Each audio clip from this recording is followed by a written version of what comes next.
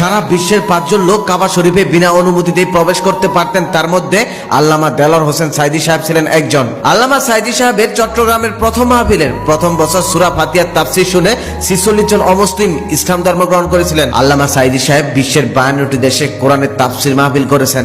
আল্লামা সাইদী সাহেব 1947 সাল থেকে জেলে যাওয়ার আগ পর্যন্ত প্রতি বছর পবিত্র হজ পালন করেছেন। কাবা শরীফের ইমাম যিনি আল্লামা সাইদীর কপালে চুমু খেয়েছেন, স্বয়ং সৌদি বাদশার আমন্ত্রণে আল্লামা দেলোয়ার হোসেন সাইদী সাহেব কাবা ঘরের ভিতরে প্রবেশ করেছিলেন।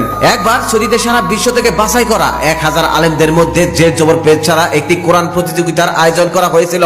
সেখানে আল্লামা দেলোয়ার হোসেন সাইদী সাহেব সর্বোচ্চ 99 নাম্বার পেয়ে প্রথম হয়েছিলেন। গতকাল পর্যন্ত আমাদের দেশে সেই কোরআনের পাখিটি ছিল, তবে আজকে আর নেই। এতক্ষণে মনে হয় তার শেষকৃত্য শেষ হয়ে গেছে। মানুষটার মধ্যে সত্যিই এক অন্যরকম ব্যাপার ছিল। গত 14 বছর যাবৎ লোকটা জেলখানায় বন্দী, অথচ 12 বছরের ছেলেরাও তার জন্য হাউমাউ করে কান্না করেছে। গতকাল ওনার মৃত্যুর খবর শোনার পর নিশ্চয়ই আপনার হৃদয় ভেঙে টুকরো টুকরো হয়ে গেছে। বিশ্বের হাতে গোনা কয়েকজনের মধ্যে একজন ছিলেন। কথায় আছে না, গোবরেও পদ্ম ফুল ফোটে, ঠিক তেমনই ভাগ্য গুণে মানুষটাকে আমরা পেয়েছিলাম আমাদের দেশে।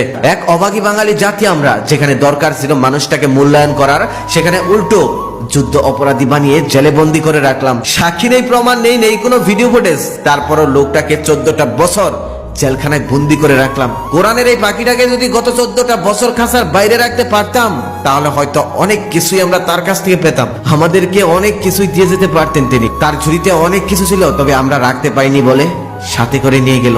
ওপারে ভালো থাকবেন হুজুর, আপনার প্রাপ্য সম্মান তো দিতেই পারিনি, উল্টো দিয়েছি অপবাদ। আল্লাহ তাআলা নিশ্চয়ই আপনার প্রাপ্য সম্মান ফিরিয়ে দেবেন। আমাকে বানানো হয়েছে যুদ্ধ অপরাধী, আমাকে বানানো হয়েছে চোর, ডাকাত, হত্যাকারী, ধর্ষণকারী। আমি আল্লাহর নামে কসম করে বলছি, আল্লাহ তোমার জাতের কসম, তোমার ইজ্জতের কসম, তোমার সম্মানের কসম, 1971 সনের 1 ফোঁটা